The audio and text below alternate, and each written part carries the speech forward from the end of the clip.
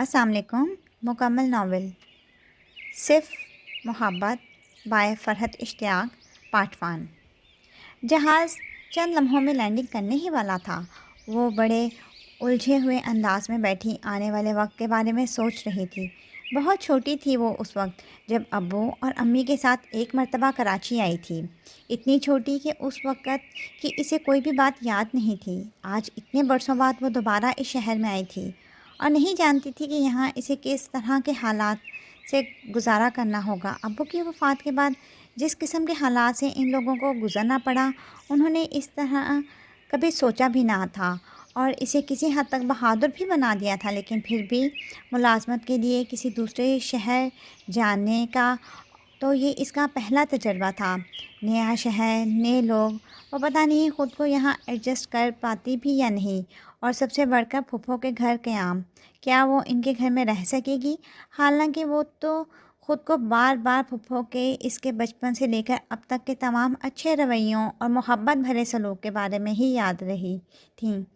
लेकिन फिर भी बहुत सी सोचें और बहुत सी बातें ऐसी थीं जो इसको तशवीश में और परेशानी में मुब्तला रखे हुए थीं। फूफो बहुत अच्छी हैं, वो बार बार अपने आप को यही यकीन दिला रही थी। इन लोगों से प्यार करती हैं। लेकिन फूफो के घर में सिर्फ वो अकेली नहीं थी, वहाँ अंकल और इसके कज़न्स भी तो रहते थे और पता नहीं वो लोग इसके क़याम को पसंद करेंगे या नहीं। इन लोगों ने कब फूफो और इनकी फ़ैमिली के साथ अच्छा और मोहब्बत हमें सलूक किया था, जो वो बदले में यहाँ अपनी मेहमान नवाजियों और मोहब्बतों की कोई उम्मीद रखे। वो जो रवैया अब्बू और ख़ास तौर पर अम्मी ने ज़िंदगी भर फूफो के साथ रवा रखा था, इसे देखते हुए किसी और को तो क्या ख़ुद फूफो को भी इसकी आमद की कोई खुशी नहीं होनी चाहिए थी। फूफो के घर ये बिन बुलाए मेहमान अम्मी ने ही इसे बनवाया था, वरना इसका कतन कोई इरादा नहीं था उनके घर क़याम करने का। कराची में एक सॉफ्टवेयर हाउस में ये जॉब, जिसके लिए इसे अपना घर और शहर छोड़ना पड़ा, इसे आकिब खालू के तवसत से मिली थी। गोपिंडी में इसकी जॉब जो थी वो जान तोड़ मेहनत और इंतहाई लगन से काम करने के बाद महीने के अख्ताम पर जितने पैसे इसके हाथ आते, वो इन लोगों की ज़रूरियाती ज़िंदगी पूरी करने के लिए नाकाफ़ी थे। अगर वो शौकिया मुलाजमत कर रही होती तो अपनी इस जॉब को जारी रखने के साथ साथ पिंडी में ही कोई मुनासिब जॉब के लिए कोशिश करती। लेकिन मसला ये था कि जॉब इसके लिए शौक़, वक्त गुजारी और तालीम को इस्तेमाल करने वाली चीज़ नहीं थी। ये इसके और इसके घर वालों की ज़रूरियात पूरी करने के लिए इंतहाई ज़रूरी थी।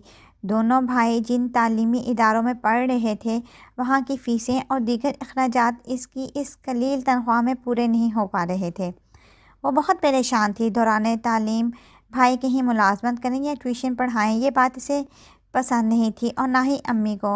अब्बू की ज़िंदगी में जो ऐशो आराम इन बहन भाइयों ने देखा था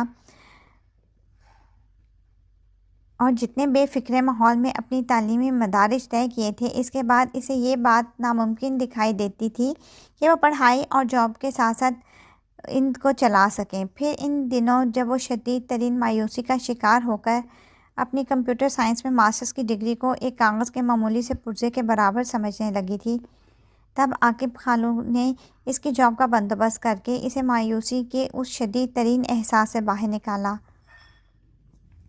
वरना खाला का तो ये था कि अब्बू की वफ़ात के बाद जब जब वो इनके घर आईं और बहन की बेवगी और मुआशी परेशानियों पर इनके साथ मिलकर रोईं, तो इस एहतियात के साथ कि कहीं रोने से इनका मेकअप ख़राब ना हो जाए। फिर जब आकिब खालू की कोशिशों के नतीजे से जॉब मिले तो वो बेहद खुश हुईं। लेकिन अम्मी सख्त फ़िक्रमंद। अपनी नाज़ुक पली बेटी को मुलाजमत के लिए किसी दूसरे शहर भेजना बहुत मुश्किल काम था इनके लिए। जितनी भारी भरकम तनख्वाह वाली ये जॉब इसे कराची में मिली थी, उस वक्त इसकी ज़िंदगी की सबसे बड़ी ज़रूरत थी। अम्मी ने इस शर्त पर कराची जाने की इजाज़त दी कि वहाँ फूफो के घर में ही रहेगी सारी ज़िंदगी, जिस नन को उन्होंने ख़ुद से कमतर और बहुत हकीर समझा। अब अब्बू की वफ़ात के बाद उन्हें अचानक इसकी वो मोहब्बत और खुलूस नज़र आना शुरू हो गया जिसे उन्होंने हमेशा मक्कारी और भाई की दौलत का लालच करार दिया था। वो अम्मी को मना करना चाहती थी कि कराची फूफो को फ़ोन करके इसकी जॉब, इसकी घर रहाइश के बारे में बात ना करें, پر انہوں نے کر لی۔ پھپھو کی محبت اور خلوص پر تو اسے کوئی شک نہیں تھا۔ بچپن میں ہی اس کے ذہن میں پھپھو کا ایک بہت ہی ملنسار اور محبت کرنے والی خاتون کا امیج بنا تھا۔ حالانکہ ابو کی زندگی میں وہ پنڈی بہت کم آئی، اتنے برسوں میں شاید 2 مرتبہ، لیکن وہ فون ان لوگوں کو باقاعدگی سے کرتی تھیں۔ چاہے امی کو ان کا فون کرنا اچھا لگتا ہو یا نہیں، وہ فون پر ان لوگوں کی خیریت پوچھنا کبھی نہیں بھولتی تھیں۔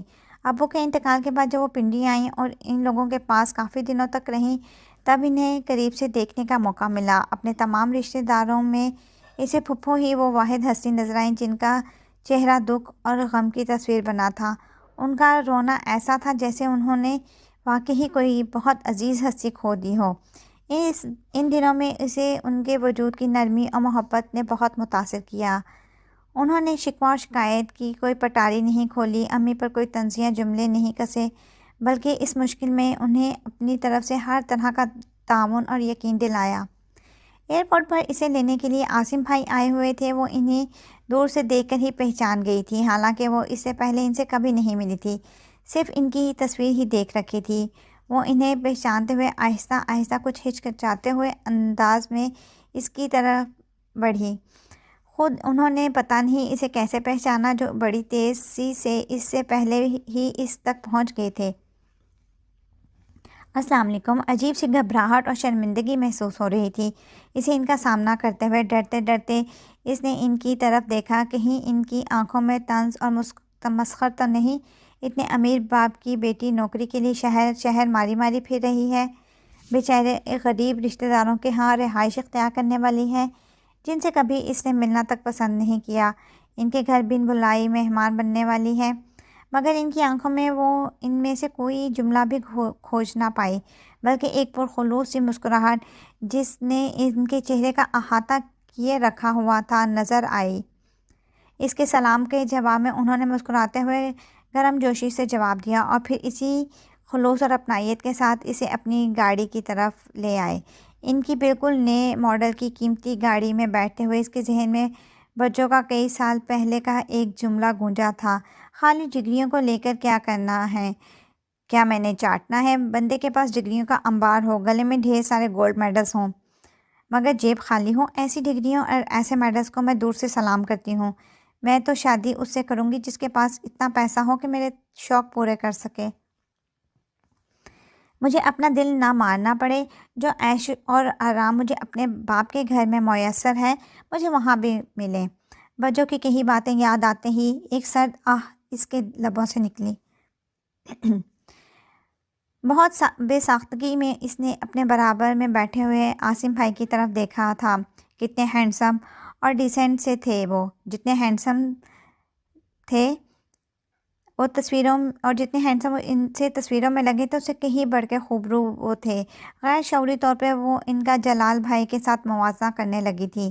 اسے امی ابو کی چوائس پر ہمیشہ سے آج بڑھ کر افسوس ہو رہا تھا۔ کرخت چہرے والے جلال بھائی جب اپنے نام کے معنی پورے کرتے ہوئے واقعی جلال میں آتے تو لمحہ بھر میں کسی کے بھی سامنے بچوں کی بے عزتی کر کے رکھ دیا کرتے تھے۔ ویسے بیوی بچوں کے ساتھ بہت اچھی طرح بڑی محبت سے رہتے تھے۔ بچوں کی ہر شاپنگ دبئی، سنگاپور اور لندن سے ہوتی۔ ہر سال گرمیوں کی چھٹیاں وہ لوگ یورپ میں گزارتے۔ بچوں سونے اور ڈائمنڈ میں لدی رہتی، لیکن یہ سب عیش و آسائش وہ ایک ہی منٹ میں برابر بھی کر دیا کرتے تھے۔ اپنے کرائے ہوئے عیش اور شاپنگز کے بچوں کو بیچ محفل میں تانے دے کر، میں یوں گھماتا ہوں، یوں شاپنگ کراتا ہوں، اس قدر عیش کراتا ہوں، تمہاری اتنی اوقات تھی، تمہارے باپ نے تو بس اتنی دولت کمائی تھی کہ ایک جھٹکے میں ہی سب ختم ہو گیا۔ وہ ابو امی کی لاڈلی، ناک پر مکھی نہ بیٹھنے دینے والی لالا رخ ظفر، جو شادی سے پہلے بہت نخریلی اور دوستوں کے حلقے میں بڑی مغرور اور مشہور تھی، پتہ نہیں اپنے شوہر کے ہاتھوں یہ ذلت کس طرح سہتی تھی۔ خود دانیہ کا جلال بھائی کا یہ انداز دیکھ کر ذلت اور غم و غصے سے برا حال ہو جاتا۔ ایک بار اس نے بہت غصے کے عالم میں بچوں کو ان کی بے حسی اور بے غیرتی کا احساس دلانا چاہا تو وہ جواباً بڑی سنجیدگی سے سمجھانے والے انداز میں بولی، شوہر کے ساتھ گزارا کرنے کے لیے بیویوں کو تھوڑا سا بغیرت بننا ہی پڑتا ہے۔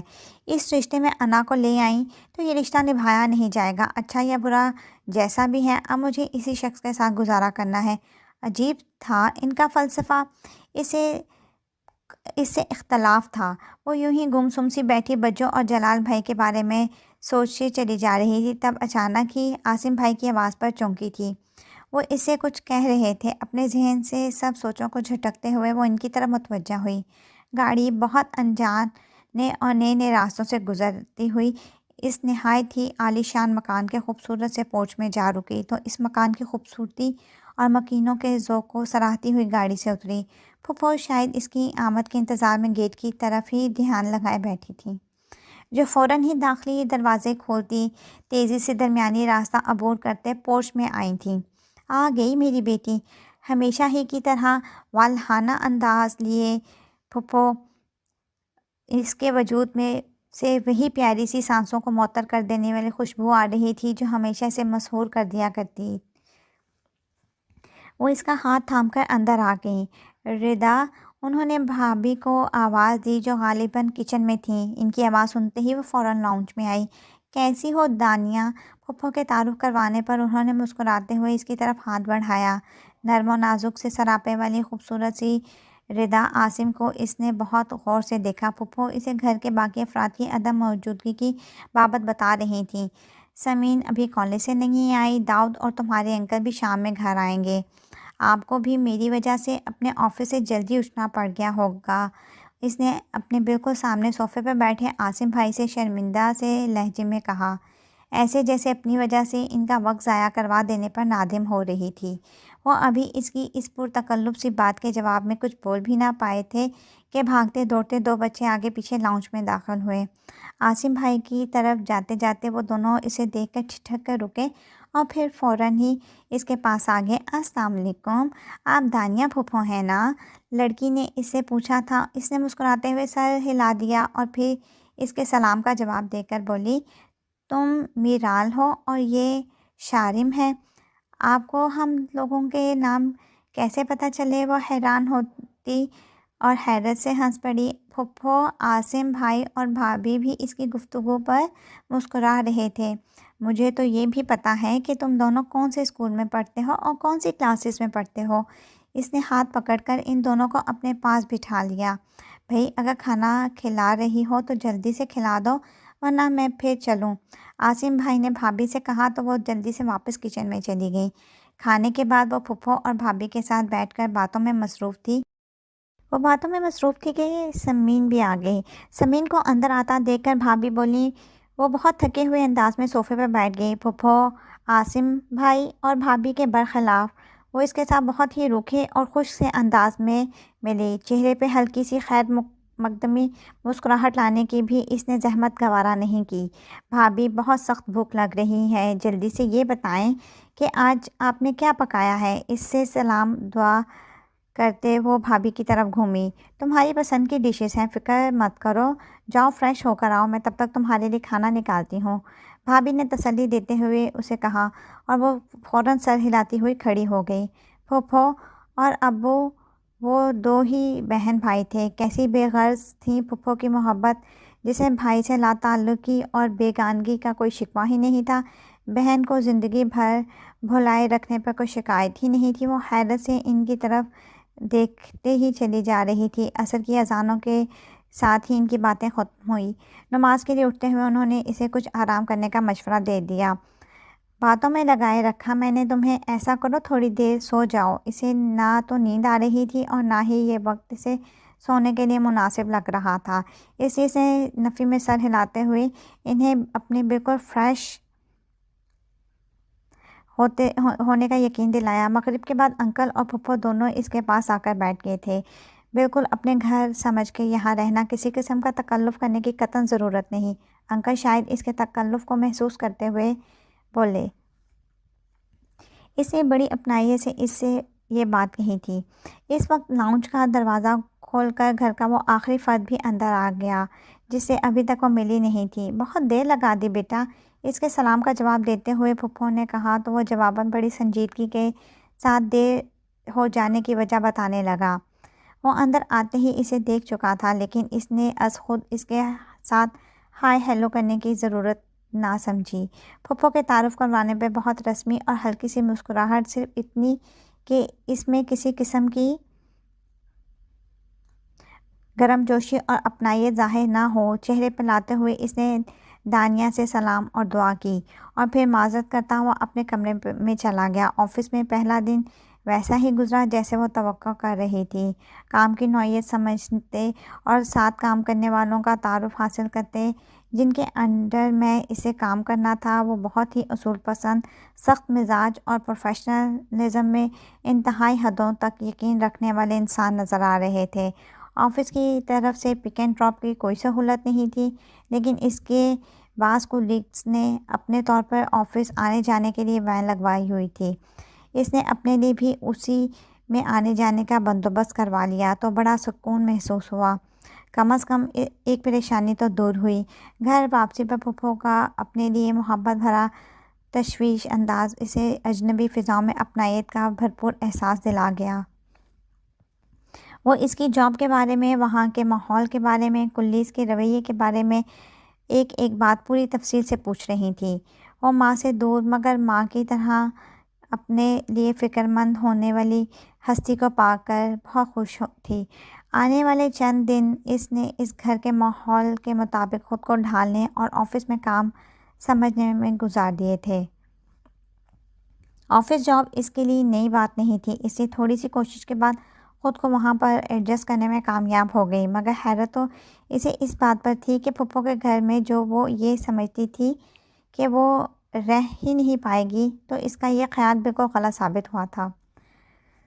اس کے گھر کا ماحول اور ان کے گھر کے ماحول سے بالکل مختلف تھا، لیکن پتہ نہیں کیا بات تھی، اسے ان کے گھر کی ہر بات اچھی لگ رہی تھی۔ ان سب گھر والوں کی آپس میں ایک دوسرے سے محبت، پھپھو کی اپنے شوہر اور بچوں سے محبت، وہ کسی NGO اور کسی سوشل ورک کے غم میں مبتلا نہیں تھیں، اپنے گھر کی فکر چھوڑ کر وہ معاشرے کو سدھارنے کی فکر میں نہیں پڑتی تھیں۔ ان بہن بھائیوں کی آپس میں محبت، عاصم بھائی کی اپنی بیوی اور بچوں سے محبت، وہ پیسہ کمانے کی دھن میں اس حد تک مگن نہیں ہو گئے تھے کہ اپنی فیملی کو نظر انداز کر دیتے۔ اسے محسوس کیا تھا کہ اس گھر میں پیسے کی اہمیت سے کسی کو انکار نہیں، لیکن اسے اس حد تک اہمیت دینے کے لیے تیار نہیں تھے کہ رشتوں پر اسے ترجیح دے دیتے۔ اپنے گھر میں کب اس نے یہ ماحول دیکھا تھا؟ ساری زندگی ابو کو دولت بڑھانے اور آگے سے آگے بڑھنے کی فکر کرتے دیکھا تھا۔ وہ بزنس جو ابتدا میں انہوں نے بہت ہی چھوٹے پیمانے پر شروع کیا تھا، آہستہ آہستہ اسے پھیلاتے چلے گئے۔ اس کے معاملے میں امی ابو میں زبردست ہم آہنگی تھی۔ وہ لوگ کوئی ہمیشہ سے ہی اس شان و شوکت سے نہیں رہ رہے تھے۔ اس کے پیچھے قسمت کے ساتھ ساتھ ابو کی یہ خوبی بھی تھی کہ وہ پیسہ کمانا جانتے تھے، لوگوں سے رابطے کیسے بڑھانے ہیں، کن لوگوں سے ملنا ہے فائدہ مند ہے اور کن لوگوں سے ملنا بے فائدہ ہے۔ یہی عادت امی کی بھی تھی۔ جیسے جیسے ان کا اسٹیٹس اونچا ہوتا چلا گیا، وہ اپنے تمام پرانے ملنے والے اور دوستوں کو چھوڑتے چلے گئے۔ ان کے گھر میں آئے دن گیٹ ٹوگیدرز ہوا کرتی تھیں، بہانے بہانے سے گھر پہ پارٹیز ارینج کی جاتی تھیں اور ان پارٹیز میں چن چن کر ان تمام کاروباری دوستوں کو مدعو کیا جاتا تھا جسے کسی بھی طرح کا فائدہ اٹھانے کی امید تھی۔ انہیں نئے زمانے کے ساتھ چلنے کے تمام انداز آتے تھے۔ ایمانداری اور اصول کو وہ کتابی باتوں سے زیادہ اہمیت نہیں دیتے تھے۔ دیکھتے ہی دیکھتے چند ہی سالوں میں وہ کہاں سے کہاں پہنچ گئے تھے، سوائے اپنے سگے بہن بھائیوں کے۔ امی کسی کم حیثیت آدمی سے ملنا ہرگز پسند نہیں کرتی تھیں۔ ان بہن بھائیوں سے نے اسی ماحول میں پرورش پائی تھی، لیکن اس بات پر پتہ نہیں کیوں اس کا کوئی اثر نہیں ہوتا تھا۔ وہ دوستی کرتے وقت کبھی مقابل کے اسٹیٹس کی طرف دھیان نہیں دیتی تھی، حالانکہ بجو اس معاملے میں بالکل امی اور ابو جیسی سوچ رکھتی تھیں۔ امی اور بجو کو اس سے بہت سی شکایتیں تھیں، پتہ نہیں وہ کس پر پڑی تھی۔ اسے ملازمین کے ساتھ برابری کے درجے پہ بات کرتا دیکھ کر امی کا بلڈ پریشر ہائی ہو جاتا تھا۔ بجو اس کی غریب پروری کا مذاق اڑایا کرتی تھیں۔ بعض دفعہ کئی دن ہو جاتے ابو کو ان لوگوں کے ساتھ بیٹھ کر کھانا کھائے ہوئے۔ اسے یہ بات اچھی نہیں لگتی تھی۔ اس کا دل چاہتا تھا وہ ان لوگوں کے ساتھ بیٹھ کر باتیں کیا کرے، ساتھ کھانا کھایا کریں۔ وہ کبھی ایسی کسی خواہش کا اظہار کرتی بھی تو امی جھٹ اس سے ٹوک دیتی تھیں، بہت ضروری ڈنر میں شرکت کرنا ہے۔ تمہارے ابو کو پتہ ہے وہاں کون کون آیا ہوگا؟ اس قسم کے ڈنرز کو تو کسی بھی قیمت پر نہیں چھوڑنا چاہیے۔ ہنس کی چال چلنے کی کوشش کرتے وہ اپنا اثر ہی بھول گئی تھیں۔ اپر کلاس کی بیکمات والے تمام شوق انہوں نے اختیار کر لیے تھے۔ کرسٹلز اور ڈائمنڈز کی باتیں، دبئی کے شاپنگ مالز کی باتیں، سوشل ورک اور مظلوم عورتوں کو ان کے حقوق دلوانے کی باتیں۔ پھوپھو ہمیشہ ان لوگوں سے فون پر رابطہ رکھا کرتی تھیں۔ کبھی ابو گھر پر ہوتے تو ان سے بھی بات کر لیتی، ورنہ اگر کوئی اور فون اٹینڈ کر کے بعد میں میسیج دیتا تو انہیں کبھی اس بات کے لیے وقت ہی نہیں ملتا تھا کہ ان سے فون پر بات کریں یا کوئی جوابی کال کریں۔ وہ شاید اس حد تک مادہ پرست ہو گئے تھے کہ اپنی سگی بہن سے ملتے ہوئے بھی ان کے ذہن میں یہی بات تھی کہ اسے ملنے سے کیا فائدہ۔ ایک کالج پروفیسر کی بیوی سے ملنے میں امی کو کوئی فائدہ نظر نہ آتا تھا، نہ ابو کو، لیکن وہ بھائی سے یقیناً بہت محبت کرتی تھیں، جو کبھی اس کے رویے پر ناراض نہ ہوئی تھیں۔ اسی طرح ہر دوسرے تیسرے مہینے فون کر کے بھائی بھاوج اور بچوں کی خیریت معلوم کیا کرتی تھی۔ امی نے انہیں کبھی کوئی اہمیت نہیں دی تھی، مگر ایک روز جب وہ اپنے اعلیٰ تعلیم یافتہ مگر کنگلے بیٹے کا رشتہ ان سے مانگ لینے کی جسارت کر بیٹھیں تو امی خود بچوں بھی سخت طیش میں آ گئیں۔ پھپھو نے فون پر ابو سے رشتے کی بات کی تھی۔ یہ اچھا شارٹ کٹ نکالا ہے، سوچا ہوگا ماموں اتنا مالدار ہے تو میرے بیٹے کی تو زندگی بن جائے گی۔ خود کے میاں میں تو کوئی گٹس تھے نہیں، ساری زندگی حلال حرام کرتے پروفیسری کرتے گزار دی۔ اب بھائی سے محبت کا ڈرامہ رچا کر بیٹے کا مستقبل سنوارنے کی تدبیر کی جا رہی ہے۔ امی کا بس نہیں چل رہا تھا کہ پھپھو کو ایسی سنائے کہ ان کی طبیعت صاف ہو جائے۔ ان کی جرت کیسے ہوئی ان کی نازوں پلی بیٹی کا اپنے بیٹے کے ساتھ نام لینے کی؟ وہ عاصم بھائی کے کیریئر کی شروعات تھی، انہوں نے نئی جاب شروع کی تھی، اگرچہ یہ بات کسی اندھے کو بھی نظر آ سکتی تھی کہ ان کے کیریئر کا آغاز ہی بہت شاندار ہے، آگے ترقی اور کامیابی کے واضح امکانات تھے، مگر غرور اور گھمنڈ کی جو پٹی امی کی آنکھوں پر بندھی تھی اس نے یہ بات انہیں دیکھنے ہی نہ دی کہ وہ خود اپنے ہاتھوں سے ایک ہیرے کو ٹھکرا رہی ہیں۔ پھپھو کو انکار کر کے امی ابو نے جلال بھائی کا رشتہ قبول کر لیا۔ وہاں رشتہ طے کرنے کے فائدے تھے، اپنے سے بھی اونچے خاندان میں بیٹی بیاہ کر انہوں نے اپنی عقل مندی اور بیٹی کی خوش قسمتی پر ناز کیا تھا۔ رشتے سے انکار ہونے پر پھپھو کو یقیناً دکھ تو ہوا ہوگا،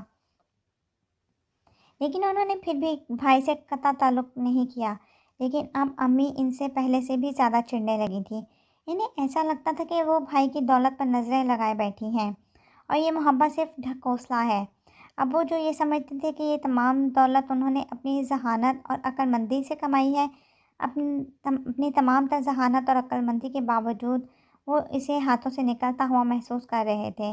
جس کام میں وہ اپنی طرف سے خوب سوچ سمجھ کر ہار ڈالتے، اس میں ان کو بھاری نقصان ہوتا۔ وہ بہت پریشان اور الجھے ہوئے رہنے لگے۔ ایسا لگتا تھا کہ اس میں کوئی ڈوری ہے جو الجھتی ہی چلی جا رہی ہے، تقدیر کی مہربانی پر ان سے روٹ چکی تھی۔ جو لوگ ان سے تعلقات بڑھانے اور کاروباری معاملات طے کرنے میں فخر محسوس کرتے تھے، آہستہ آہستہ ان سے دور ہوتے چلے گئے۔ دوستوں کا رویہ تبدیل ہونے لگا۔ اپنے آفس میں ہی انہیں ہارٹ اٹیک ہوا تھا، اتنا شدید کہ وہ ہسپتال پہنچنے سے پہلے ہی آخری سفر پر روانہ ہو گئے۔ اس روز بھی انہوں نے اپنے نقصان کی خبر سنی تھی۔ اس کا پہلے ہی پریشان اور فکروں میں ڈوبا دل اس خبر کو برداشت نہیں کر پایا۔ خود کو اس مالی بحران سے نکالنے اور کاروبار کو سنبھالا دینے کے لیے انہوں نے مختلف جگہوں سے مختلف شکلوں میں بے تحاشا قرض لے رکھا تھا۔ ان کی زندگی میں تو وہ لوگ اس بات سے آگاہ نہیں تھے، مگر ان کے مرنے کے بعد جب یہ ہولناک خبر ان لوگوں کو ملی تو ابو کا غم بھول کر وہ لوگوں اس فکر میں مبتلا ہو گئے کہ اب ہوگا کیا۔ ان کی سب پراپرٹی، سارا بینک بیلنس سب ختم ہو گیا۔ بہت ساری جائیدادیں جو اتنے سالوں میں ان لوگوں نے کمائی تھیں اور بنائی تھیں، انہوں نے بڑی فروخت کرنی پڑ گئی۔ صرف وہ گھر جس میں وہ لوگ رہتے تھے بکنے سے رہ گیا۔ یوں لگتا تھا اب ان لوگوں کو زندگی نئے سرے سے گزارنی پڑے گی۔ وہ ان دنوں اپنے آخری سیمسٹر میں مصروف تھی۔ امی کی ساری سوشل ایکٹیویٹیز، پارٹیز، فنکشنز، لوگوں سے میل جول سب ختم ہو گیا تھا۔ وہ سارا دن کمرے میں چپ چاپ پڑی رہتی تھی۔ عادل اور شہود بھی اداس اور خاموش رہنے لگے تھے۔ جلال بھائی کا تو رویہ ابو کی زندگی میں ہی بہت بدل گیا تھا۔ وہ بھی ابو اور امی کی طرح رشتہ داری بھی فائدہ اور نقصان ذہن میں رکھ کے کرتے تھے۔ اب سسرال والوں سے کوئی فائدہ ملنے کی امید نہیں تھی، اس لیے وہ ان لوگوں کے ہاں زیادہ آنا جانا پسند نہیں کرتے تھے۔ امتحانات سے فارغ ہوتے ہی اسے جاب مل گئی تھی۔ جتنی اس کی سیلری تھی اتنے پیسوں کی ابو کی زندگی میں وہ ڈھنگ کی شاپنگ تک نہیں کر سکتی تھی۔ پہلے مہینے جب اپنی بے حد معمولی مگر بڑی محنت سے کمائی تنخواہ اس کے ہاتھ میں آئی تو خوشی کے ساتھ ساتھ ایک عجیب سا احساس بھی ہوا۔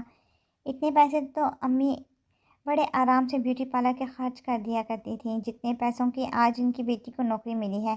آخر وہ بھی تو اسی گھر اور اسی ماحول کا حصہ تھی، اس نے بھی یہیں پرورش پائی تھی۔ پھر آخر اسے صرف ایسا کیوں لگ رہا تھا کہ یہ ان لوگوں کے بڑے بولوں کی سزا ہے؟ امی کی اپنے سے کم تر حقیر سمجھنے کی لوگوں کو جو سمجھتی تھی اس کی سزا مل رہی ہے۔ اپنے پھپھو کے گھر رہتے ہوئے 2 مہینے ہو گئے تھے۔ سمین کے علاوہ یہاں سب کا رویہ اس کے ساتھ اچھا تھا۔ داؤد کو اس سے زیادہ گفتگو نہیں کرتا تھا۔ اکثر کھانے کی میز پر یہ آتے جاتے نظر پڑ جاتی تو سلام دعا کر کے کیسی ہو، جاب کیسی جا رہی ہے جیسے رسمی جملے بول دیا کرتا، بالکل اسی طرح جیسے آپ کسی مہمان کے ساتھ رسمی طور پر اخلاق برتتے ہیں۔ اسے براہ راست کچھ کہے بغیر بھی سمین نے یہی بات واضح کر دی تھی کہ وہ اس سے سخت نفرت کرتی ہے اور اسے بات کرنا، اس کے ساتھ بیٹھنا اور اسے کچھ بھی پسند نہیں۔ چند ابتدائی کوششوں کے بعد وہ خود بھی پیچھے ہٹ گئی تھی۔ اسے سمین کے رویے پر دکھ ہوتا تھا، لیکن وہ اسے اس رویے کے لیے حق بجانب سمجھتی تھی۔ پھپھو کے اپنے سسرالی رشتہ داروں سے مثالی تعلقات تھے۔ ان کی نندیں، دیور سبھی ان کی بے حد عزت کرتے تھے، ہر کام کرنے سے پہلے ان سے مشورہ کرنا پسند کرتے تھے اور ان کی مشورے کو بہت اہمیت دی جاتی تھی۔ بھابھی خود پھپھو کی نند کی بیٹی تھیں اور شادی کے اتنے برسوں بعد بھی ان کے رشتے میں کوئی فرق نہ آیا۔ بھابھی کے میکے والوں سے پھپھو کے تعلقات اتنے ہی اچھے تھے جتنے اس رشتے سے پہلے تھے۔ کسی کے گھر میں کوئی بھی مسئلہ اور پریشانی ہوتی پھپھو کے پاس وہ دوڑا چلا آتا، اور جیسے کوئی بچہ پریشانی میں اپنی ماں کی تلاش کرتا ہے۔ ان سب کزنس کی بھی آپس میں بہت اچھی دوستی تھی۔ سامین، جس کے چہرے پر اس کے لیے ہلکی سی دوستانہ مسکراہٹ بھی نہیں آتی تھی، اپنی کزنس کے ساتھ بلند و بالا بانگ کہے لگاتی تھی۔ اس روز بھی ایسا ہی ہوا۔ پھپھو کے گھر دیور کا گھر ان سے اگلے ہی بلاک میں تھا۔ ان لوگوں کا ایک دوسرے کے گھر بہت آنا جانا تھا۔ اس روز سمین اپنی دونوں کزنس کے ساتھ لان میں بیٹھی باتیں کرتی ہوئی سموسوں اور چائے سے لطف اندوز ہو رہی تھی۔ چھٹی کا دن تھا، بالکل فارغ بیٹھ کر ٹی وی دیکھتی وہ بے تحاشا بور ہو رہی تھی۔ گلاس ڈور سے اس پار لان میں باتیں کرتی وہ لوگ اسے صاف نظر آ رہی تھیں۔ زندہ دلی ہنسی کہے لگاتی ہوئی یہ کزنس اسے بڑے غور سے دیکھ رہی تھیں۔ اسے ان خوش باش ہنسی کھلکھلاتی لڑکیوں کو دیکھنا اچھا لگ رہا تھا۔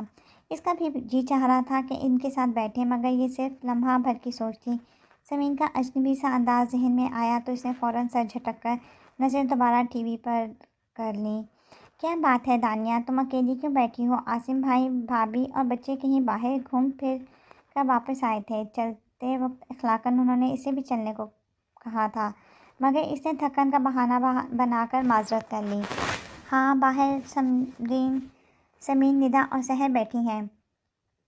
تم ان کے ساتھ کیوں نہیں بیٹھی؟ اکیلے بور نہیں ہو رہی؟ بھابھی نے بھی محبت سے اسے کہا۔ اصل میں یہ پروگرام بڑا زبردست آ رہا ہے، اسے انجوائے کرتے ہوئے مجھے بور ہونے کا وقت ہی نہیں ملا۔ اس سے یہ بات کہی نہیں جا سکتی تھی کہ سمین اسے باہر بلایا ہی نہیں، لیکن عاصم بھائی نے بڑی سنجیدگی سے اس کی بات سنی۔ بہت غور سے اس کی طرف دیکھتے ہوئے وہ شاید کوئی بات اخذ کرنا چاہتے تھے۔ ان کی نظروں سے کنفیوز ہو کر وہ انہیں اس ٹی وی پروگرام کے بارے میں بتانے لگی تھی۔ وہ رات کو اپنے اگلے دن پہننے والے کپڑے پریس کر کے واپس لاؤنج میں آئی تو پھپھو سمین کو ڈانٹ رہی تھی۔ عاصم بھائی اور داؤد بھی وہیں بیٹھے ہوئے تھے۔ آپ محبت نچھاور کریں اپنی لاڈلی بھتیجی پر، میں ایسے رشتہ داروں کو دور سے سلام کرتی ہوں۔ پتہ نہیں اس سے پہلے پھپھو نے اس سے کیا کہا تھا، جس کے جواب میں وہ بہت چڑچڑے انداز میں کہہ رہی تھی، جو بھی ہے وہ ہمارے گھر مہمان ہے۔ میں کئی دنوں سے تمہیں اس حوالے سے ٹوکنا چاہ رہا تھا۔ آج وہ جس طرح اکیلی بیٹھی ہوئی تھی مجھے بہت برا لگا۔ عاصم بھائی نے اپنی بہن کو ٹوکتے ہوئے کہا، ہماری امی ہی کافی تھی سارے جگ پر محبتیں نچھاور کرنے کے لیے۔ آپ کو کیا ہو گیا ہے بھیا؟ زہر لگتی ہے مجھے ماموں کی ساری فیملی۔ اپنا مطلب پڑھا تو رشتہ داری یاد آ گئی، ورنہ کبھی پلٹ کے بہن کو پوچھا تک نہیں۔ یہ بھی تو مومانی ہی کی بیٹی ہے، اپنی اماں اور بہن صاحبہ سے کیا مختلف ہوگی؟ سمین نے بڑی خفگی سے ان کی باتوں کا جواب دیا۔ وہ چپ چاپ آ کر سونے کے لیے لیٹ گئی تھی۔ اسے سمین کی اپنے لیے نفرت بہت بری اور تکلیف دہ لگی۔ وہ اسے بتانا چاہتی تھی کہ میں ایسی نہیں ہوں جیسے تم مجھے سمجھ رہی ہو، لیکن اسے یہ بات بتا نہیں سکی۔ صبح وہ معمول کے مطابق جلدی جلدی تیار ہو کے بھابھی کے پاس کچن میں آئی۔ مجھے بتائیں کیا کام ہے؟ اس نے کچن میں آتے ہی بھابھی کو مخاطب کیا، جو شارم کو دودھ پلانے کے لیے بڑی مشکلوں سے راضی کر رہی تھی۔ شارم اور میرال دونوں کچن ٹیبل پر ہی ناشتہ کر رہے تھے۔ بھابھی نے بڑے تشکرانہ انداز میں اس کی طرف دیکھا۔ شکر تم آ گئی، داؤد کو آفس سے دیر ہو رہی ہے، ذرا جلدی سے یہ آملیٹ فرائی کر کے اسے دے آؤ۔ اور سر ہلاتی ہوئی کوکنگ رینج کی طرف مڑی۔ چولہے پہ فرائی پین رکھ کر اس نے جلدی جلدی آملیٹ تیار کیا۔ بڑی احتیاط کے باوجود بھی اس سے اس شکل و صورت کا آملیٹ نہیں بن سکا جیسا بھابھی بناتی تھی۔ وہ اس کی شکل اور صورت پر غور کرتی پلیٹ اٹھا کر ڈائننگ روم میں آئی۔ اخبار پڑھتے داؤد کے سامنے اس نے پلیٹ رکھی تو بھابھی کے بجائے اسے اپنی خدمت کرتا دیکھ کر وہ ایک پل کے لیے چونکا۔ وہ پلیٹ رکھتے ہی فوراً واپس پلٹنے ہی والی تھی۔ کچن کے دروازے پر رکی وہ داؤد کو آملیٹ کی طرف حیرت سے دیکھ رہی تھی۔ روزانہ سے مختلف شکل والا یہ آملیٹ اسے یقیناً حیران کر گیا، لیکن بس اس نے ایک لمحے کے لیے اسے حیرت سے دیکھا، پھر اس کے بعد وہ کھانے میں مصروف ہو گیا۔ سمین نے اس کے ساتھ اپنے رویے میں قدرے تبدیلی پیدا کر لی تھی۔ بہت پرتکلف انداز میں وہ اس کے ساتھ تھوڑی بہت بات چیت کرنے لگی تھی، مگر اس کے چہرے پہ بیزاری اور جھنجھلاہٹ صاف نظر آیا کرتی تھی۔ اس روز وہ آفس سے واپس آئی تو سمین کو کچن میں دل و جان سے مصروف دیکھ کر چونک گئی۔ کچن میں نظر آتا پھیلاوا اور سمین کی مصروفیت ظاہر کر رہی تھی کہ شاید گھر میں کوئی دعوت ہے، بہت شاندار دعوتی اہتمام ہو رہا ہے۔ وہ کپڑے بدل کے پھپھو کے پاس لاؤنج میں آ کر بیٹھی۔ بس یہ ان بچوں کے شوق ہیں، آج کالج بھی نہیں گئی سمین؟ صبح سے کچن میں لگی ہیں، میرے اور ردا کے کچن میں داخلے پہ پابندی لگا رکھی ہے، پتہ نہیں شمیم کو ساتھ لگائے کیا پکا رہی ہے۔ انہوں نے لاپرواہی سے جواب دیا، آپ نے اب تک کپڑے بھی نہیں بدلے؟ سمین کچن سے نکل کر لاؤنج میں آئی۔ ارے ہٹو بھی، اب یہ عمر اور یہ چونچلے اچھے لگتے ہیں؟ سالگرہ بچوں کی منائی جاتی ہے یا بڈھوں کی؟ ٹھیک ہے یہی کپڑے۔ انہوں نے بیٹی کی فرمائش کو کوئی اہمیت نہیں دی۔ وہ جو بات سمجھنے کی کوشش کر رہی تھی، سالگرہ کے ذکر پر خود ہی بات سمجھ گئی۔ پلیز امی، میں نے کپڑے پریس کر کے رکھ دیے ہیں کمرے میں، ہم لوگوں کی خاطر ہی تیار ہو جائیں۔ وہ ان سے پیار بھرے انداز میں بولی۔ ابھی ان دونوں کے درمیان بحث ہو رہی تھی کہ لاؤنج کا دروازہ کھل کر داؤد اندر آیا، بہت سے شاپنگ بیگز ہاتھوں میں پکڑے، خوب لدا بھدا۔ سنبھالو انہیں، اس نے سمین کے سارے تھیلے پکڑائے تھے۔ وہ کھڑے کھڑے ہی تمام تھیلے چیک کرنے لگی۔ شکر آپ کیک لے آئے داؤد بھائی، میں یہی سوچ رہی تھی کہ آج تو میں نے کیک بیک نہیں کیا، اگر آپ کیک لانا بھول گئے تو مزہ نہیں آئے گا۔ سمین نے گویا اطمینان کا سانس لیا، کیک لانا تو میں بھول ہی نہیں سکتا، بڑی یاد سے صبح ہی آرڈر کرتا ہوا گیا تھا۔ پچھلی بار جو تم نے شاندار قسم کا کیک بنایا تھا، اسے کاٹنے کے لیے سب کو آری ڈھونڈنا پڑی تھی، اس کے بعد تو میں کسی بھی طرح کا رسک نہیں لے سکتا تھا۔ وہ زمین کو چڑھاتا ہوا پھپھو کے برابر ہی صوفے پہ بیٹھ گیا، موبائل ایک طرف ڈالتے ہوئے۔ اس نے ٹائی کی نوٹ ڈھیلی کی تھی۔ یہ سب بعد میں دیکھ لینا، پہلے مجھے ایک گلاس ٹھنڈا پانی پلاؤ، آفس سے تھکا ہارا بازار میں خوار ہوتا ہوا آ رہا ہوں۔ اس نے سامان کا جائزہ لیتی سمین کو ٹوکا تو وہ سب چیزیں ہاتھ میں اٹھائے واپس کچن میں چلی گئی۔ وہ بہت خاموشی سے ان لوگوں کی گفتگو سن رہی تھی۔ سمین نے داؤد کو پانی لا کر دیا۔ اسی دوران سیڑھیاں اترتی بھابھی بھی نظر آئیں، بہت خوبصورت، بلیک کلر کی ساڑی پہنے وہ خوب سجی سنوری اور پیاری لگ رہی تھیں۔ کیا مزیدار اور عجیب اتفاق ہے کہ ہم لوگوں کی ویڈنگ اینیورسری ایک ہی دن ہوتی ہے۔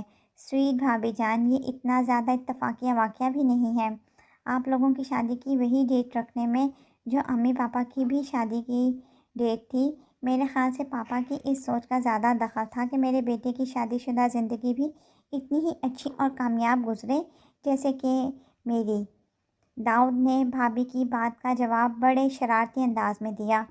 آپس میں بات چیت کرتے وہ لوگ عاصم بھائی کا انتظار کر رہے تھے، جن کے آفس سے آنے پر سالگرہ منائی جانی تھی۔ اسے سمین پر شدید قسم کا غصہ آ رہا تھا۔ لاکھ وہ اسے ناپسند کرتی مگر اسے کم از کم یہ بات تو دانیہ کو بتا دینی چاہیے تھی کہ آج پھپھو اور انکل اور عاصم بھائی اور بھابھی کی شادی کی سالگرہ ہے۔ وہ ان کے گھر کی فرد نہیں مگر فی الحال تو وہ ان کے گھر میں رہ رہی تھی۔ اسے بے تحاشا انسلٹ کا احساس ہو رہا تھا۔ اسے لگا وہ ان سب سے الگ ہے، وہ بالکل پرائی اور غیر۔ اس کا دل چاہ رہا تھا کہ اٹھ کر اپنے کمرے میں چلی جائے۔ اپنی یہاں موجودگی اسے بڑی بے معنی سی اور فضول لگ رہی تھی۔ ہر سال یہ لوگ اسی طرح امی پاپا کو اور مجھے اور عاصم بھائی کو سرپرائز دیتے ہیں۔ ایک ایسا سرپرائز جو اتنا زیادہ سرپرائز بھی نہیں ہوتا۔ پتہ نہیں ہے ہمیں کہ کچھ نہ کچھ خفیہ تیاریاں ہو رہی ہیں۔ کھانے کے لیے مینیو سوچا جا رہا ہے، چھپ چھپ کر تحفے تحائف پیک کیے جا رہے ہیں۔ بھابھی مسکراتے ہوئے اس کے برابر میں بیٹھ گئی۔ اس کا ان کی بات کے جواب میں کچھ بولنے کا دل نہیں چاہ رہا تھا اور رسمی سے انداز میں مسکرائی تک نہیں۔ بھابھی نے اس کی خاموشی پر کچھ چونک کر اس کی طرف دیکھا۔ انہیں ایک دم احساس ہوا کہ وہ کچھ زیادہ ہی چپ بیٹھی ہے۔ تمہیں کیا سمین نے بتایا نہیں تھا؟ انہوں نے آہستگی سے پوچھا۔ سامنے بیٹھی پھپھو جو اس سالگرہ کے سارے اہتمام کو بچکانہ بات سے زیادہ اہمیت نہیں دے رہی تھیں، وہ بھی بے ساختہ بھتیجی کی طرف متوجہ ہوئیں۔ سمین پر بہت زیادہ غصے کے باوجود وہ اس وقت اپنی وجہ سے وہاں کا ماحول خراب نہیں کرنا چاہ رہی تھی۔ پھپھو اور باقی تمام افراد اس بات پر یقیناً سمین کو بہت کچھ کہتے۔ خوشی کی تقریب میں اس کی وجہ سے ٹینشن اور بدمزگی پیدا ہو جاتی۔ یہ اسے گوارا نہیں تھا۔ اسے بہت خوش لاؤنج میں آتی اور اپنے بالکل سامنے صوفے پہ بیٹھی سمین کے چہرے پہ ایک نگاہ ڈالی اور پھر جواباً بولی، اس وقت بیٹھی میں اس بات کا افسوس کر رہی ہوں، پتہ نہیں میری یادداشت اتنی خراب کیوں ہو گئی ہے۔ میرا خیال ہے اب مجھے نہار منہ بادام کھانے شروع کر دینے چاہیے۔ ابھی گھر واپس آ کر سارا اہتمام دیکھ کر مجھے یاد نہیں آیا کہ آج کیا دن ہے، حالانکہ پچھلے ہفتے ہی سمین نے مجھے بتایا تھا کہ 16 کو آپ لوگوں کی شادی کی سالگرہ ہے، اور شرمندہ ہو رہی ہوں کہ آفس سے جلدی آ جاتی، کچھ سمین کی ہیلپ کر دیتی، بیچاری اکیلی کاموں میں لگی ہوگی۔ سمین کا چہرہ جو اس وقت اس کے جواب میں بالکل فک ہو گیا تھا، ایک دم نارمل ہو گیا۔ اس نے اتنے مضبوط لہجے میں جھوٹ بولا کہ اس جھوٹ میں جھوٹ ہونے کا گمان تک نہیں تھا۔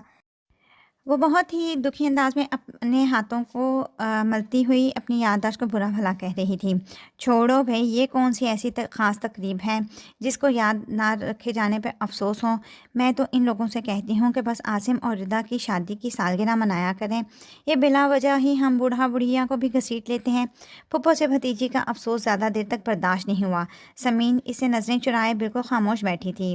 داؤد جو بڑی دیر سے لاپرواہی سے بیٹھا شارم سے باتیں کر رہا تھا، اپنی گفتگو موقوف کر کے ان سے بہت ہی غور سے دیکھا اور اسے اور پھر سمین کی طرف دیکھا۔ اس کی ایک نظر کے بعد کسی بھی طرح کا رد عمل ظاہر کیے بغیر وہ دوبارہ شارم کے ساتھ کھیل میں مصروف ہو گیا۔ اسے گدگدا کر ہنساتا وہ بھتیجے کے ساتھ مگن تھا، جبکہ بھابھی پھپھو کے اس دن کی مخالفت میں دیے جانے والے کمنٹس سے اختلاف کر رہی تھیں کہ آخر حرج ہی کیا ہے امی اس بات میں، ان چھوٹی چھوٹی خوشیوں میں ہی تو زندگی کا حسن ہے، بڑی خوشیاں تو زندگی میں بہت کم اور بہت دنوں بعد آتی ہیں۔ کیا یہ بات اچھی نہیں کہ جن لوگوں سے آپ محبت کرتے ہیں، آپ زندگی گزار رہے ہوتے ہیں، وقتاً فوقتاً آپ کو اپنی محبت کا احساس دلاتے رہیں، یہ بتاتے رہیں کہ آپ کا وجود ان کے لیے بہت اہم ہے۔ پھپھو بھابھی کی بات پر تائیدی انداز میں مسکرا دیں، یوں جیسے ان کی بات سے 100% متفق ہوں۔ عاصم بھائی کو دیکھ کر سمین جلدی سے سجی ڈائننگ ٹیبل کو فائنل ٹچ دینے کے لیے اٹھی۔ کچھ دیر پہلے کیونکہ وہ اس بات پر افسوس کا اظہار کر چکی تھی کہ اس نے سمین کی اس سارے اہتمام میں کوئی مدد نہیں کی، اس لیے اپنی بات نبھانے کے لیے وہ خود ہی اٹھ کر اس کے پاس ڈائننگ روم میں آ گئی تھی۔ سمین بہت شرمندہ سی نظر آ رہی تھی، وہ بغیر کچھ جتائے اس کی مدد کروانے لگی۔ سب کے ساتھ مل کر اس گھریلو سی تقریب میں شرکت کرتی وہ خود کو اس ماحول کا حصہ ثابت کرنے کے لیے پوری کوشش کر رہی تھی، ورنہ در در حقیقت اس کا دل یہاں سے بھاگ جانے کو چاہ رہا تھا۔ آئی ایم سوری دانیہ، مجھے آپ کو یہ بات نہیں بتا دینی چاہیے تھی۔ وہ سونے کے لیے لیٹ رہی تھی جب سمین اس کے کمرے میں آئی کہ مجھے آپ کو پہلے ہی سالگرہ کی باتیں بتا دینی چاہیے تھی۔ وہ آج کی بات پر سمین سے بہت بری طرح متنفر ہو گئی تھی۔ اسے اس لڑکی پہ بے پناہ غصہ آ رہا تھا، لیکن اس وقت اس طرح اس کو شرمندگی سے سر جھکائے کھڑی دیکھتے ہوئے اسے بے ساختہ سا احساس ہوا کہ بظاہر بدتمیز اور بد اخلاق نظر آنے والی یہ لڑکی اصل میں ایسی نہیں ہے۔ اس کے چہرے پہ معصومیت تھی، اپنے رویے پہ شرمندگی تھی، اس سے بڑے پن کا اعتراف تھا۔ آپ نے میری بدتمیزی کو اتنے بڑے پن سے نبھایا، سب کے سامنے جھوٹ بول کر میری بد اخلاقی پر پردہ ڈالا۔ اگر امی اور پاپا کو اصل حقیقت کا پتہ چل جاتا تو وہ مجھ پر بہت ناراض ہوتے، سب کا موڈ خراب ہو جاتا، تقریب کا مزہ ختم ہو جاتا۔ اب وہ بیڈ پہ اس کے پاس بیٹھ گئی تھی، سر جھکائے وہ اس سے نظریں نہیں ملا رہی تھی۔ چلو کوئی بات نہیں، میں نے تمہیں معاف کیا، تم بھی کیا یاد کرو گی، لیکن اب میں اتنی بھی اچھی نہیں ہوں، تھوڑی بہت پینلٹی تمہیں دینی پڑے گی۔ اکیلے شاپنگ کرنے کا مجھے کوئی تجربہ نہیں ہے، اب کل تم مجھے بازار لے کے جاؤ گی تاکہ میں پھوپھو، انکل، عاصم بھائی اور بھابھی کے ساتھ کوئی گفٹس خرید سکوں۔ کل میرا ہاف ڈے ہے، تم لنچ کے بعد تیار رہنا، کھانا کھاتے ہی ہم بازار چلیں گے۔ سمین نے بڑی بہنوں والے انداز میں اسے کہا تو اس کی طرف دیکھ رہی تھی۔ ٹھیک ہے نا؟ اس کی طرف دیکھتے ہوئے اس نے تصدیق چاہی تو سمین نے گردن ہلا دی۔ آپ بہت اچھی ہیں دانیہ، میں آپ کو بالکل غلط سمجھتی تھی، ہم اکثر لوگوں کو غلط ہی سمجھتے ہیں۔ دراصل لوگوں کو سمجھنا ہی بہت مشکل کام ہے، اتنا مشکل کہ میرا خیال ہے اس سبجیکٹس میں یونیورسٹیز میں بھی کوئی ڈگری پروگرام ہونا چاہیے۔ وہ بے تکلفی سے کہتے ہوئے مسکرائی۔ سمین بھی اتنی ہی دیر میں پہلی مرتبہ مسکرائی تھی۔ ویسے چھوٹا بننے والا کوئی مسئلہ مجھے لاحق نہیں ہے، تم چاہو تو مجھے آپی باجی جو چاہے کہہ سکتی ہو، میں ہرگز بھی برا نہیں مناؤں گی۔ وہ شرارتی سے انداز میں مسکرائی تھی۔ سمین اس کی بات پر کھلکھلا کر ہنس دی۔ اکثر لوگ برا مان جاتے ہیں نا، اسی لیے میں کوشش کرتی ہوں کہ اپنے سے بڑی کسی بھی خاتون کو آنٹی باجی کہے بغیر آپ جناب سے کام چلا لوں۔ وہ بے تکلفانہ انداز میں اس کے پاس آ کر بیٹھ گئی تھی اور باتیں کرنے لگی تھی۔ عاصم بھائی، بھابھی اور بچے گھومنے کے لیے ہانگ کانگ اور بینکاک گئے ہوئے تھے۔ ان لوگوں کے جانے کے بعد گھر میں بہت خاموشی اور اداسی سی محسوس ہو رہی تھی۔ اسے بچوں کے نہ ہونے سے گھر میں بہت زیادہ خاموشی محسوس ہوئی، نہ کوئی شور تھا اور نہ ہی کوئی ہنگامہ۔ اب ان کے بغیر بڑی خاموشی محسوس کرتے ہوئی بھیا لوگوں کے جانے سے بہت بڑی بوریت محسوس ہو رہی ہے نا۔ رات کے کھانے کے بعد وہ اور سمین لان میں واک کرتے ہوئے باتیں کر رہی تھیں۔ اس نے گردن ہلا کر اس کی بات کی تائید چاہی۔ چلو یار، سونا نہیں ہے؟ سمین کا انداز جانے کا موڈ نہ دیکھ کر اس نے خود ہی اسے ٹوکا۔ وہ اس کے جمائی لینے اور اندر جانے کی بات پر چڑ گئی۔ آج تو ویکینڈ ہے، آج بھی آپ جلدی سوئیں گی؟ وہ اس کے جلدی سونے کی عادت پر ناراض نظر آ رہی تھی۔ سونے کو تھوڑی کہہ رہی ہوں، اندر چلنے کو کہہ رہی ہوں، کمرے میں بیٹھ کر ٹی وی دیکھیں گے اور ساتھ میں باتیں کریں گے۔ وہ اس کی ناراضگی کے خیال سے سونے کا خیال ملتوی کرتے ہوئے کہنے لگی۔ سمین کے ساتھ اس کے کمرے میں آ گئی۔ سمین کا غالباً خوب دیر جاگنے کا موڈ تھا، اسی بڑے اہتمام سے کافی بنا کر پلیٹ میں ڈھیر سارے چپس رکھ کر وہ کمرے میں آ گئی۔ دھڑا دھڑ چپس کھاتی وہ دونوں مختلف چینلز بدل بدل کر کوئی پروگرام دیکھنے لگیں تھیں۔ یہ کوئی فلم اچھی لگ رہی ہے، کوئی انگلش مووی تھی۔ اسکرین پر نظر آتا ہینڈسم سا بندہ دیکھ کر سمین نے فلم کے اچھا ہونے کی پیشین گوئی کی تھی۔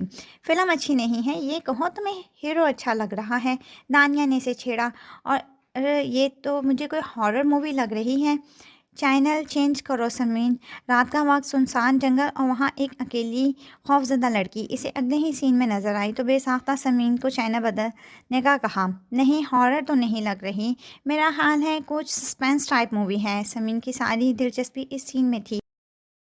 وہ تنہا لڑکی درختوں اور جھاڑیوں میں الجھتی پتہ نہیں کس چیز سے بھاگ رہی تھی۔ تھوڑی تھوڑی دیر بعد ایک آدمی کے صرف پیر دکھائی دیتے تھے۔ لانگ شوز پہنا وہ آدمی لڑکی کا تعاقب کر رہا تھا، صرف ہلکی سی پیروں کی جھلک اس کے پیروں تلے آ کر پتوں کی چڑچڑاہٹ تک صاف سنائی دے رہی تھی۔ سمین کو ٹوکنے کے باوجود وہ خود بھی اسکرین پر ہی دیکھ رہی تھی۔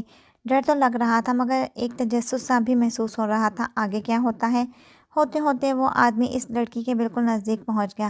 اس ویران سے جنگل میں اندھیرا اور اندھا دھند بھاگتے اس لڑکی کو اپنا ایک پرانا کو ایک پرانا کھنڈر نما مکان نظر آیا تو وہ خود کو بچانے کے لیے اس میں گھس گئی۔ بہت بڑا حویلی نما مکان، وہ مکان کا مرکزی دروازہ مضبوطی سے بند کر کے سیڑھیاں چڑھتی تیزی سے ایک کمرے میں بند ہو گئی۔ چٹکنی لگا کر جیسے ہی وہ مڑی تو اس کے بالکل پیچھے ایک بہت لمبا چوڑا آدمی کھڑا ہوا تھا، پورے چہرے کو ہیٹ سے ڈھانپے ہوئے، لمبا سا اوور کوٹ پہنے۔ ادھر فلم میں اس لڑکی کے منہ سے چیخ نکلی، ادھر اس کے پلٹنے پہ اس آدمی کو کھڑا دیکھ کر ان دونوں کے لبوں سے ہلکی سی چیخ نکل گئی۔ لاشعوری طور پر وہ سمین کے نزدیک ہو گئی۔ اس نے اسکرین پر سے نظر ہٹا لی تھی لیکن کانوں میں تو ساری آوازیں آ رہی تھیں، اس لڑکی کی چیخیں، اس آدمی کے بے ہنگم کہکہے۔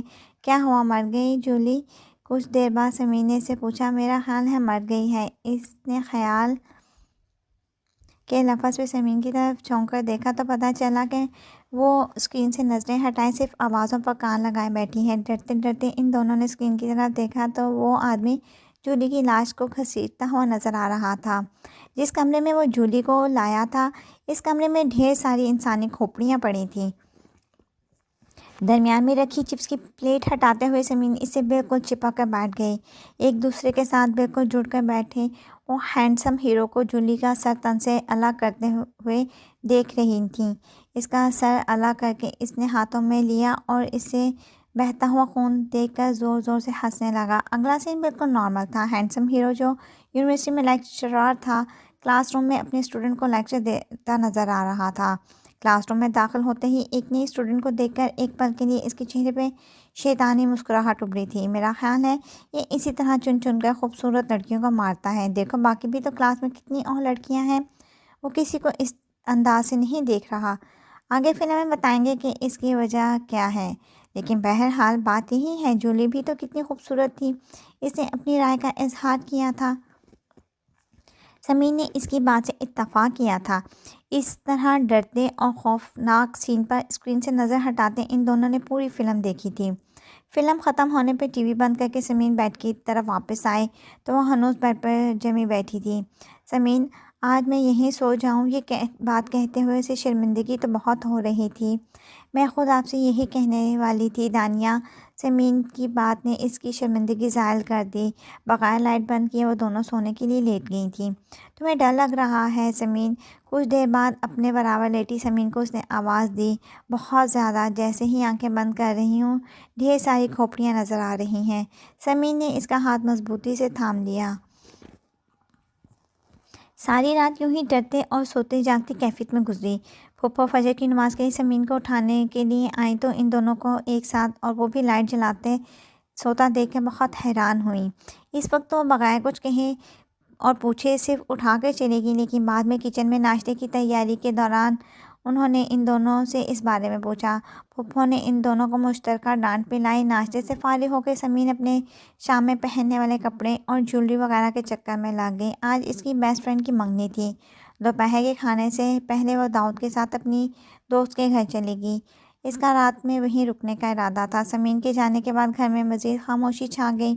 وہ پھپھو کے ساتھ باتیں کرتی چھٹی کا دن گزارنے کی کوشش کر رہی تھی۔ وہ لوگ شام کی چائے پی رہے تھے جب حیدرآباد سے انکل کے ایک عزیز کے انتقال کی خبر آئی۔ بہت افراتفری میں پھپھو اور انکل حیدرآباد روانہ ہو گئے۔ رات میں کھانے کی میز پر صرف وہ اور داؤد تھے۔ آپس میں ہلکی پھلکی باتیں کرتے انہوں نے کھانا کھایا۔ کافی لاؤں آپ کے لیے؟ سمین روز رات میں داؤد کو کافی بنا کر دیتی تھی۔ آج وہ نہیں تھی تو اس نے اخلاقاً داؤد سے پوچھا۔ اگر زحمت نہ ہو تو پلیز۔ لاؤنج کی طرف جاتے ہوئے داؤد نے اسے جواب دیا۔ وہ کافی بنا کر لائی تو داؤد نے اس کے ہاتھ سے کپ لے کر شکریہ کہتا ہوا صوفے پر سے اٹھ گیا تھا۔ بہت دنوں سے اپنی میز نہیں دیکھی میں نے، اس وقت فرصت ہے، میرا خیال ہے یہ کام کر ہی ڈالوں۔ وہ اپنے یوں اٹھ جانے کی وجہ بتاتا ہوا لاؤنج سے نکل گیا۔ اس کے جانے کے بعد وہ بھی کمرے میں آ گئی۔ لائٹ آف کرنے کے ساتھ ہی اسے عجیب سا خوف محسوس ہوا۔ وہ خوف جو آج دن بھر میں ایک مرتبہ بھی محسوس نہیں ہوا، اس وقت محسوس ہو رہا تھا۔ کزن اپنا دھیان ہر طرف سے ہٹا کر وہ آیت الکرسی پڑھ کر سونے کی کوشش کرنے لگی۔ ایمان اسے لان میں کسی کے چلنے کی آواز آئی۔ پتوں کی چرچراہٹ بے ساختہ اٹھ کر بیٹھ گئی۔ ایک نظر بہت ڈرتے ڈرتے اس نے اس بند کھڑکی کی طرف ڈالیں جو بالکنی میں کھلتی تھی اور جس کے پیچھے لان میں اس وقت پتہ نہیں کون تھا۔ اس کا دل تیز تیز دھڑک رہا تھا، ہاتھ پاؤں بالکل ٹھنڈے برف۔ اچانک کھڑکی بجی تھی، ایسا لگا تھا کہ کوئی کھڑکی کے باہر بالکنی میں کھڑا ہے۔ وہ تیزی سے اٹھی اور دروازہ کھول کر اندھا دھند بھاگتی ہوئی داؤد کے کمرے کی طرف آئی۔ زور زور سے دروازہ پیٹتے ہوئے وہ اسے آوازیں بھی دے رہی تھی، داؤد دروازہ کھولیں پلیز۔ اسے آواز دینے کے ساتھ ساتھ وہ اپنے پیچھے بھی دیکھتی جا رہی تھی۔ ہر بار پیچھے دیکھنے پر یہی لگتا تھا کہ کوئی اس کے عین سر پر کھڑا ہے، شیطانی انداز میں ہنس رہا ہے۔ داؤد شاید سو چکا تھا۔ دروازہ کھول کر نیند سے بوجھل آنکھیں لیے اس نے اس کی طرف حیرت سے دیکھا۔ کیا ہوا دانیہ؟ وہ اسے یوں دیکھ کر اس کی نیند بالکل بھاگ گئی۔ مجھے ایسے لگ رہا ہے گھر میں کوئی گھس آیا ہے۔ میں نے لان میں کسی کے چلنے کی آواز سنی ہے۔ پسینے میں نہاتی تھر تھر کانپتی وہ ہلکی سی آواز میں بولی۔ داؤد اس کی بات سنتے ہی تیزی سے کمرے سے باہر نکلا۔ وہ خود بھی اس کے پیچھے پیچھے آئی۔ اسے لاؤنج میں آ کر بے دھڑک دروازہ کھولنے کا ارادہ کرتا دیکھ کے وہ تیزی سے اس کے پاس آئی۔ اس طرح سے تو ایک دم باہر مت نکلیں، اگر واقعی کوئی ہوا اور اس کے پاس اسلحہ بھی ہوا۔ پھر اس نے داؤد کا ہاتھ پکڑ کر روکا۔ اس نے ایک نظر دانیہ کے خوفزدہ چہرے پر ڈالی اور پھر اس کا ہاتھ ہٹاتا ہوا باہر نکل گیا۔ صرف لان کا ہی کیا، اچھی طرح ہر طرف کا جائزہ لینے کے بعد اندر آیا۔ کوئی نہیں ہے، یوں ہی تمہیں وہم ہوا ہے۔ لاؤنج کا دروازہ واپس بند کر کے وہ سیڑھیاں چڑھنے لگ گیا۔ وہ بھی سست قدموں سے اس کے پیچھے پیچھے سیڑھیاں چڑھ رہی تھی۔ داؤد اپنے کمرے کی طرف بڑھ گیا، جبکہ وہ ابھی بھی اپنے کمرے کی طرف نہیں آ پا رہی تھی۔ کمرے کا دروازے کے باہر سے وہ کمرے کی طرف جانے لگی۔ کمرے کا دروازہ کھولتے کھولتے وہ پھر سے رک گئی۔ وہاں لان میں مجھے کہاں ڈھونڈ رہی تھی؟ میں تو یہاں بیٹھا ہوں۔ اسے ایسے لگا جیسے ہی وہ دروازہ کھولے گی اسے وہ سامنے ہیٹ والا منہ چھپاتا بیڈ پر بیٹھا نظر آئے گا۔ وہ بے ساختگی سے الٹے قدموں بھاگتی داؤد کے پاس آئی۔ اسے یوں دوڑ کر اپنی طرف آتا دیکھ کر وہ کمرے میں جاتا جاتا رک گیا۔ اب کیا ہوا؟ اس بار اس کے لہجے میں واضح جھنجھلاہٹ اور خوف تھی۔ مجھے ڈر لگ رہا ہے۔ بغیر شرمندہ ہوئے وہ اسے یہ اطلاع دے رہی تھی۔ کس چیز سے ڈر لگ رہا ہے؟ دیکھ تو لیا ہے میں نے سب طرف، کوئی نہیں ہے، جاؤ آرام سے سو جاؤ۔ شاباش۔ اس نے بڑی مشکلوں سے اسے اپنے آپ کو بدلحاظ ہونے سے روکا، ورنہ اس کی ان حرکتوں پر اسے ٹھیک ٹھاک غصہ آ رہا تھا۔ نہیں، میں اپنے کمرے میں نہیں جاؤں گی۔ وہ اس سے پہلے اس کے کمرے میں گھس گئی۔ مجھے پلیز یہاں پر بیٹھا رہنے دیں۔ وہ اس کے چہرے پر نظر آتی برہمی اور ناگواریت کو دیکھتے ہوئے التجائیہ لب و لہجہ اختیار کر گئی تھی۔ آخر تمہیں کس چیز سے ڈر لگ رہا ہے؟ اس کی آنکھوں میں نظر آتے آنسو دیکھ کر اس نے اپنے لہجے کو سختی کم کی۔ مجھے پتا ہے کہیں بھی کوئی نہیں ہے، یہ سب میرا وہم ہے، لیکن پھر بھی مجھے ڈر لگ رہا ہے۔ وہ صوفے پر بیٹھ گئی تھی۔ داؤد لائٹ آن کرتا سامنے بیڈ پر بیٹھ گیا۔ اصل میں کل میں نے اور سمرین نے ایک ہارر مووی دیکھی تھی، شاید اس کا اثر ہے ابھی تک۔ وہ بہت شرمندگی سے لہجے میں سر جھکا کر صحیح بات بتانے لگی۔ داؤد نے اس کی بات سن کر شاید منہ ہی منہ میں لا حول ولا قوت کہا تھا۔ ایک سفاک قاتل تھا اس میں۔ وہ چن چن کر اپنے گرد موجود خوبصورت لڑکیوں کو بڑی بے رحمی سے قتل کرتا تھا، پھر اس کے سر جسم سے الگ کر کے اپنے پاس محفوظ کر لیتا تھا۔ وہ کانپتی ہوئی آواز میں فلم کی کہانی سنانے لگی۔ انداز کچھ ایسا تھا کہ دیکھو میں بیکار میں نہیں ڈر رہی، بڑی معقول وجہ ہے میرے پاس خوفزدہ ہونے کی۔ وہ جو اتنی دیر سے جھنجھلایا ہوا اور خوف میں مبتلا تھا، اس کی شکل دیکھ رہا تھا۔ بے ساختہ قہقہہ لگا کر ہنس دیا۔ خوبصورت لڑکیوں کو، اس نے لفظ خوبصورت کو خوب لمبا کھینچا، ایسے جیسے اس لفظ کو بہت انجوائے کر رہا ہو۔ اب اپنے کمرے میں جاتے ہوئے تمہیں ایسا لگ رہا ہے کہ وہ وہاں پہلے سے موجود ہوگا، ایک اور خوبصورت لڑکی کو قتل کرنے کے لیے، اس کا سر اپنے پاس اسٹاک کرنے کے لیے۔ وہ ابھی تک آواز بلند ہنس رہا تھا اور اس وقت جتنی خوفزدہ تھی، ایسے میں اس کی کوئی بات اس کی سمجھ میں نہیں آ رہی تھی۔ تمہیں ایسا نہیں لگ رہا وہ آدمی میں ہی ہوں؟ دیکھو غور سے، اس کے ہاتھ جیسے کوئی بہت ہی دلچسپ بات لگ گئی ہو۔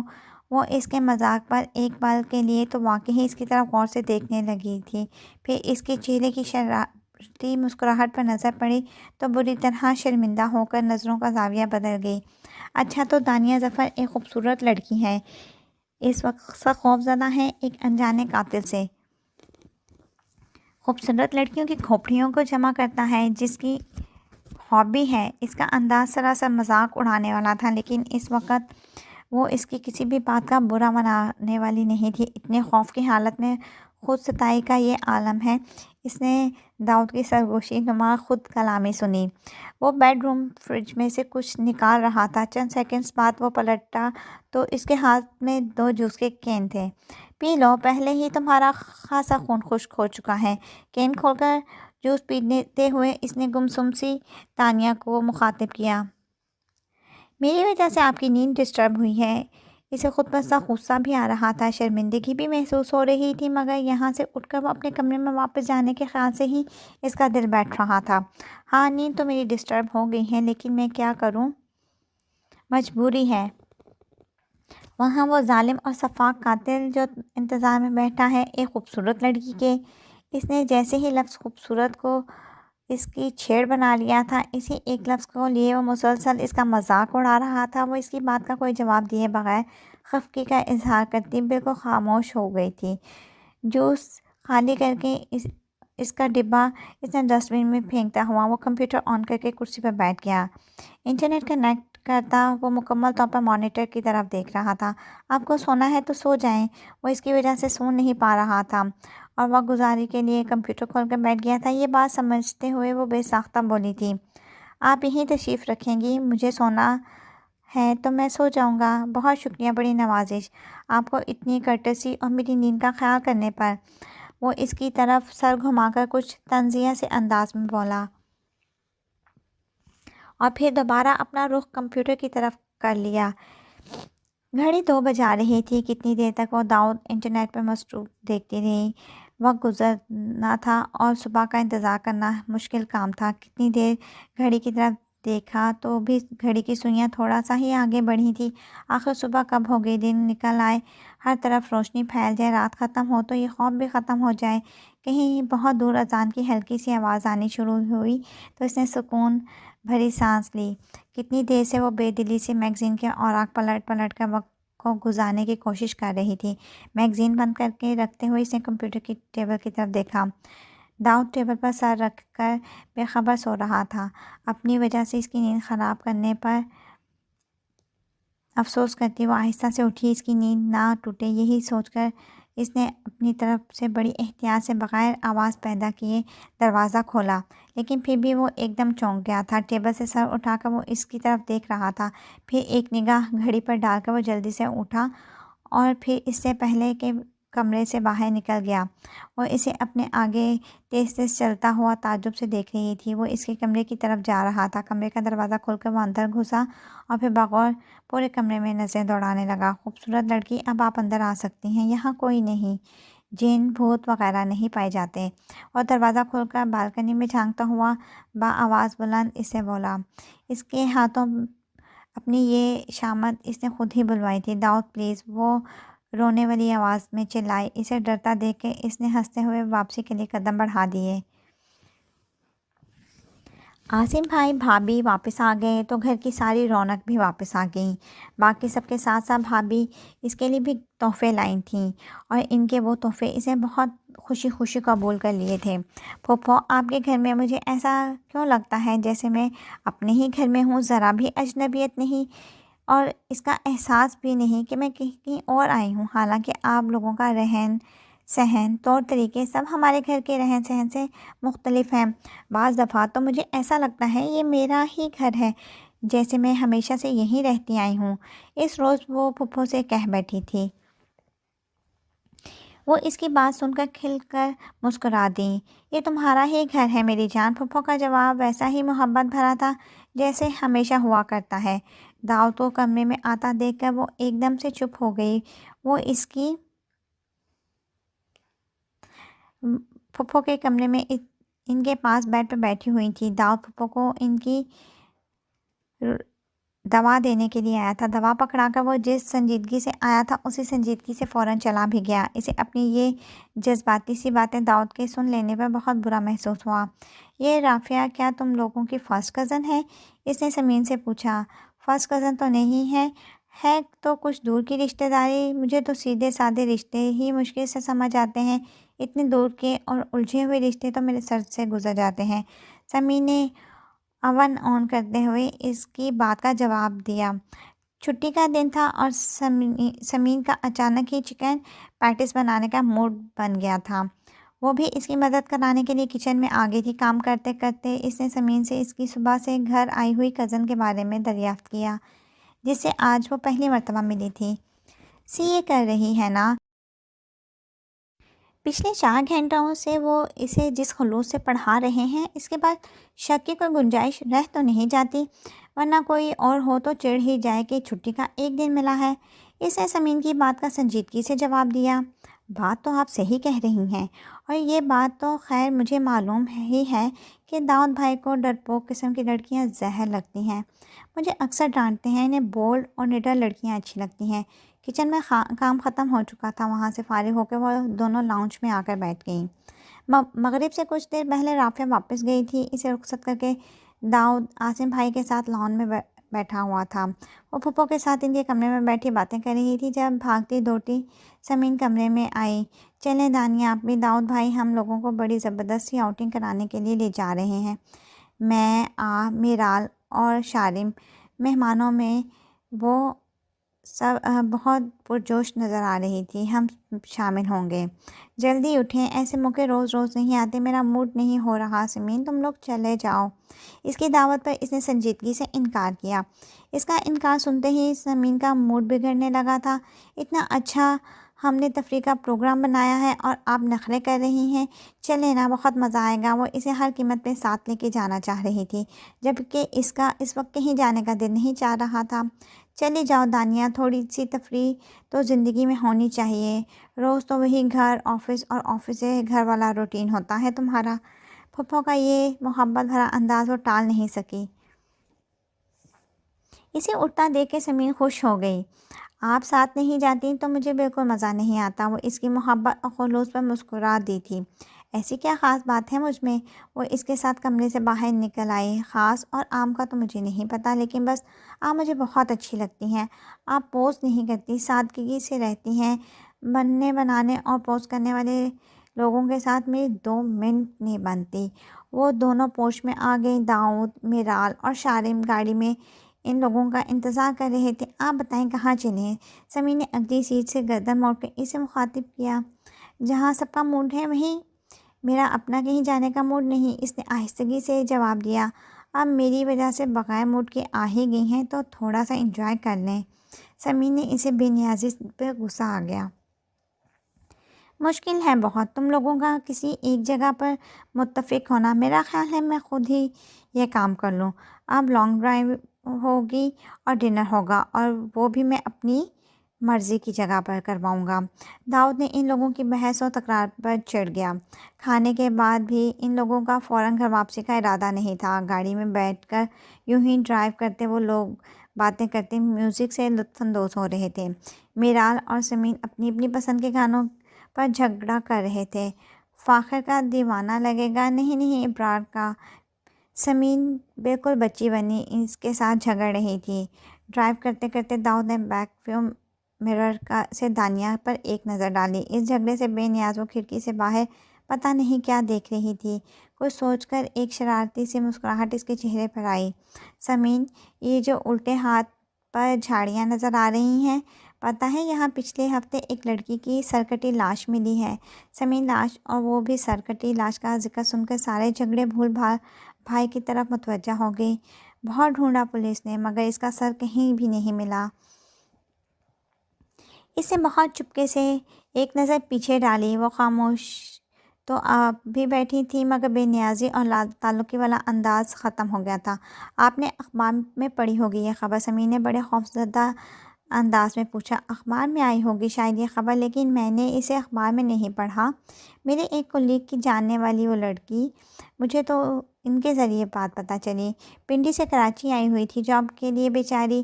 سب کہہ رہے تھے کہ شاید وہ قاتل پنڈی سے ہی پیچھا کرتا ہوا اسے کراچی تک آیا ہے۔ سمین اس نادیدہ لڑکی کے قتل پر افسوس کا اظہار کر رہی تھی، جبکہ اس نے داؤد کو بیک ویو مرر میں اپنی طرف دیکھتا ہوا دیکھ لیا تھا۔ اسے دوبارہ کھڑکی سے باہر دیکھنے میں ہی لگ گئی۔ وہ میرال کے ساتھ کمپیوٹر کے سامنے بیٹھی ہوئی تھی۔ دانیہ اس کے ساتھ آ کر بیٹھی اور اسے بہت پرفیکٹ طریقے سے کھٹاکھٹ کی بورڈ پر ہاتھ چلاتے دیکھا تو دھنگ رہ گئی۔ وہ ماؤس کو ہاتھ لگائے بغیر ہر کام بورڈ کے ذریعے کر رہی تھی۔ تم مجھ سے کیا سیکھو گی؟ تمہیں تو خود سب آتا ہے، اس نے ستائشی انداز میں کہا۔ اس وقت دروازہ کھول کر داؤد اندر داخل ہوا۔ کیا کام ہو رہا ہے؟ اتنی توجہ کے ساتھ وہ مانیٹر پر نظریں دوڑاتا ہوا پوچھ رہا تھا۔ چاچو، میں دانیہ پھپھو سے سافٹ ویئر ڈاؤن لوڈ کرنا سیکھ رہی ہوں۔ انہیں انٹرنیٹ کے بارے میں اتنی ساری چیزیں آتی ہیں۔ میرال نے گردن گھما کر معصومانہ سے انداز میں اس کی بات کا جواب دیا۔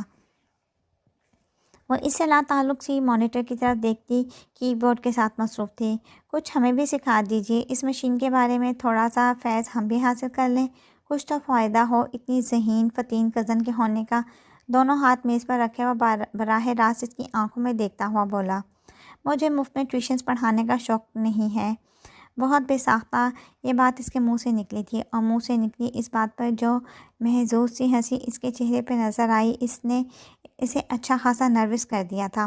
وہ یوں مسکرایا تھا گویا کوئی بہت ہی دلچسپ بات سن لی ہو۔ اپنے بے سوچے سمجھے بولے اس جملے پہ اسے خود ہی طنز اور جیلسی کی بو آئی تھی۔ مفت نہیں، میں فیس دوں گا۔ تم سے یہ امید بھی نہیں کی جا سکتی کہ رشتہ داری کا کوئی لحاظ رکھو گی۔